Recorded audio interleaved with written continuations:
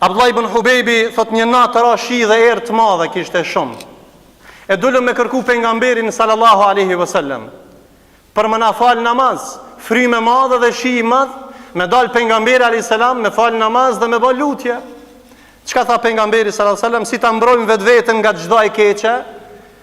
E i tha pejgamberi sallallahu alaihi wasallam, tha thuaj. Tha çka të tham o pejgamberi i Allahut? Ku marr më thon hajde falmi. E i tha pejgamberi alayhis salam, thuaj. Tha çka të tham o pejgamberi i Allahut?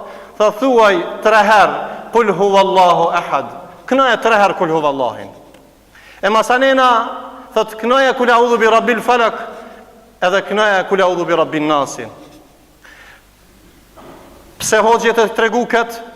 O vëllezër, jam i sigurt që ne i dim, po ti mbrojmë veten dhe fëmijët e ton, t'ja mësojmë që në mbrëmje edhe në mëngjes, fëmijët e ton, nëse dojnë Allah i mirujt, në ta lexojnë suratul Ikhlas, kul huwallahu ahad, në ta lexojnë kul a'udhu bi rabbil falak, në ta lexojnë kul a'udhu bi rabbin nas nga 3 herë, ata do të mbrohen nga çdo e keqe.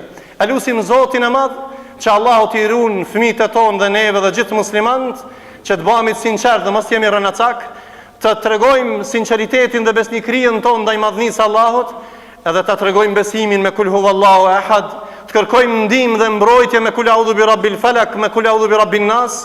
Ata që e lexojnë dhe fëmia dhe burrat dhe gratë dhe krejt muslimanët që e lexojnë në mbrëmje edhe në mëngjes, ka 3 herë kul a'udhu bi rabbil falak, kul a'udhu bi rabbin nas edhe kul huwallahu ahad, Allahu i mbron. Elusim Zotin e Madh që Allahu të na mbron neve dhe evladin ton.